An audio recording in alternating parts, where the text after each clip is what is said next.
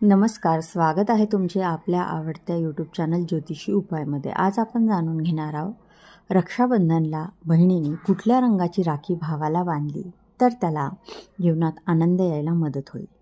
तर मेष राशीचा भाऊ असेल तर त्याला लाल रंगाची राखी बांधावी. वृषभ असेल तर सफेद, मिथुन राशीचा असेल तर हिरव्या, कर्क राशीचा असेल तर पण पांढरा आणि सिंह रास असेल भावाची तर त्याला लाल किंवा नारंगी, कन्या राशीचा असेल तर हिरवा, तुळा असेल तर गुलाबी किंवा निळा आणि वृश्चिक असेल तर लाल, धनु असेल तर पिवळा, मकर असेल तर निळा किंवा हिरवा आणि कुंभ असेल तरी निळा किंवा हिरवा, मीन असेल तर पिवळा.